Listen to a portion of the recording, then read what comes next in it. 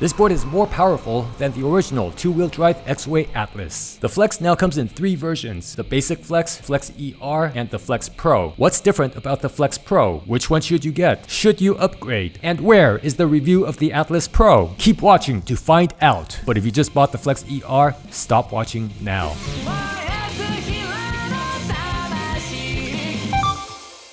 The Flex Pro uses Exway's new ESC 3.0, which is rated for 50 amps. This is very high for this category of electric skateboards. Just for context, the Flex ER is rated for 30 amps, and the original Atlas two-wheel drive is rated for 40 amps. Compared to the Flex ER, the Flex Pro can handle 67% more power. And as I said, it's even more powerful than the two-wheel drive Exway Atlas. Not the Atlas Pro, but the Atlas. Flex Pro uses the new app, Xskate. It now uses Bluetooth 5.0, and firmware updates now take only about 3 minutes. The new R3 remote looks like the original Exway remote, but it has some internal differences. The visible differences are the USB-C port and the information on the display. The display shows the normal stuff like how fast you're going and what ride mode you're in, but now it also shows an odometer and trip meter. This is something that most electric skateboard remotes show, but in the past, Exway didn't show the odometer and trip meter. Now they do. The battery indicators are now different. They used to show percentages, and now they just show 5 bars.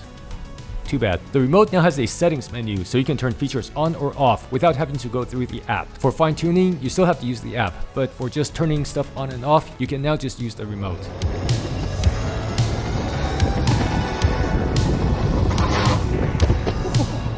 The Flex Pro uses the same 346 watt-hour battery as the Flex ER, which has 60% more capacity than the standard Flex. As for the range of the Flex Pro, Exway claims 40 kilometers or 25 miles. Most of you are not gonna get that range. Max did his own range test. Max is about 77 kilograms, and he rode pretty aggressively with turbo on the entire time. He wasn't riding full throttle the entire time, but overall he rides pretty hard. According to the new Xskate app, Max got 22 kilometers or 13.7 miles. And on his GPS app, he got 22.5 kilometers or 14 miles. Just for comparison, when Max and I rode the Flex ER, we got 29.6 kilometers, which was 18.4 miles. But remember, many things affect range. If the Flex ER can get close to 30 kilometers, so can the Flex Pro. The difference here is that the Flex Pro can use a lot more power, but that doesn't mean that you have to use more power. If you want more range on a Flex Pro, you can either ride slower or turn down the performance settings in the app. To get an estimate of what kind of range you might get, go use the range estimator on our website, dkwan.com.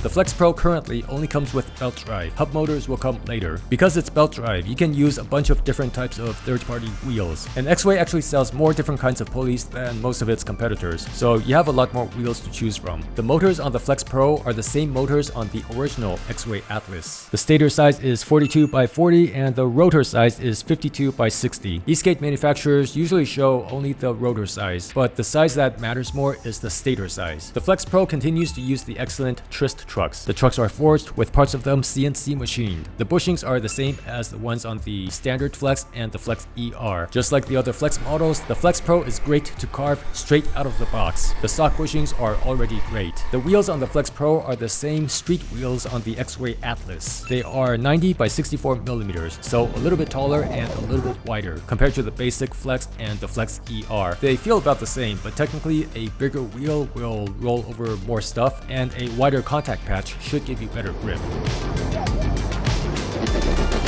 The deck is one of my favorite features in the Flex lineup. On the Flex Pro, the deck is a little bit different. It's slightly wider by only about 8 millimeters, so you're probably not going to feel the difference. The flares are the same as on the Flex ER. They give you better leverage when carving and also allow you to fit bigger wheels, like the 120 millimeter cloud wheels. The major difference in the deck is how it was constructed. Instead of a bamboo composite, it's constructed more like a snowboard. So in theory, Exway is able to fine-tune how different parts of the deck perform. Did they actually do that? Well, I don't know, but either way, it's still a great deck. The deck also now has ABS sidewalls to protect against impact and also improves water resistance. The grip tape is still a foam grip tape, but the artwork is different and the grit is now a lot more coarse, so you're gonna feel more locked in on this grip tape, but you're also more likely to lose your fingerprints. Because of the bigger motors and the slightly bigger wheels, the Flex Pro is a little bit heavier than the Flex ER. It's still light enough to carry in your arm, but for this type of board, I would usually pull it by the front truck. As for the appearance of the board, I like it. I like the black more than the bamboo actually. Somehow it looks more refined, I think. Just like the other Flex versions, the Flex Pro is very well put together. Everything just looks well made. My only minor critique is that the whole thing is maybe a little bit too black. It's just black everywhere. I think I would have preferred the orange wheels, but that's a very easy fix. You can switch to whatever wheels you want. Exway has warehouses and authorized resellers around the world. They have resellers both online and also in physical retail stores. They also now sell on Amazon, which I think is great because the whole buying and returning process on Amazon is as simple as it gets. It does take a while for Exway's newest product to get to resellers and Amazon though. So depending on when you're watching this video, the Flex Pro might only be available on Exway's website, exwayboard.com, but it should become available at resellers and Amazon later this year. Exway does accept returns with terms and conditions. It'll be to either the closest warehouse or to one of the resellers. I'm told by Exway that over the past year, they've both increased their after-sale capacity and also lowered their support requests. So if you have an after-sale support request for Exway, they should be able to respond much more quickly now compared to 1 or 2 years ago.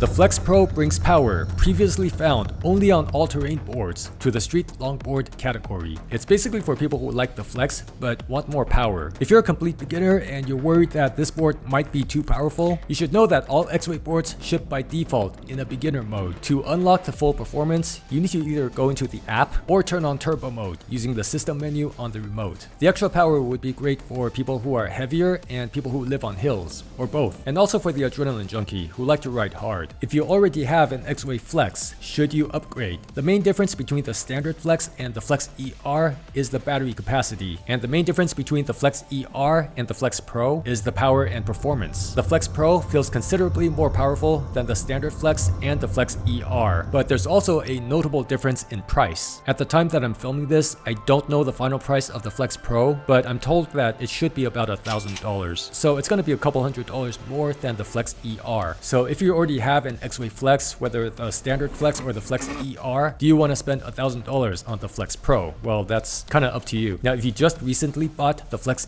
ER, I told you at the beginning of this video to stop watching. But if you just bought the Flex ER, stop watching now. I'm sure some of you are thinking, damn, I should have waited for the Flex Pro. My suggestion is try not to think about it. Enjoy the extra couple $100 that you saved. Now, if you don't have a board and you're considering which version Flex to get, I guess it just really depends on your budget. I personally like all three, but of course I like the Flex Pro the most. However, if I had to spend my own money, I think I would probably get the Flex ER. I don't ride very aggressively and I live in a place that's totally flat. The Flex ER is actually powerful enough for me.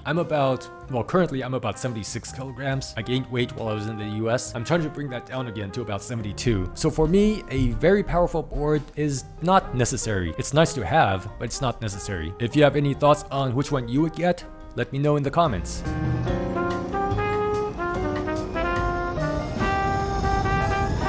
The Flex series of boards, if we count them all as one board, it would probably be in my top 5 favorite electric skateboards, if not top 3. But of course, it's going to be different for everyone. For me personally, portability is very important. So for just general cruising, I prefer a board that has a good balance of range and also portability. For people just getting into electric skateboarding and are not sure what to get, I think the Flex series is a great place to start. There are certainly cheaper boards out there. Exway has never been the most affordable, but they're definitely a brand with more refined products.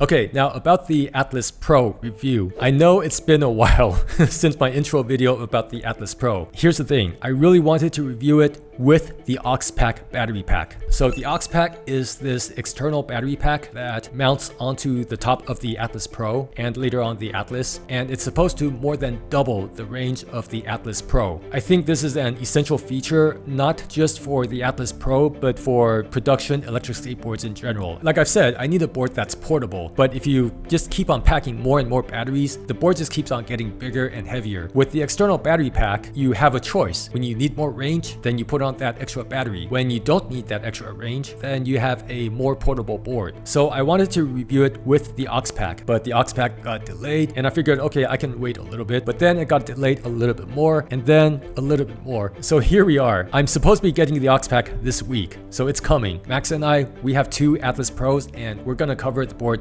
with and without the aux pack. So subscribe or stay subscribed, and keep a lookout for that. If you haven't seen my Flex ER video, click here, and if you haven't seen my intro for the Atlas Pro, click here.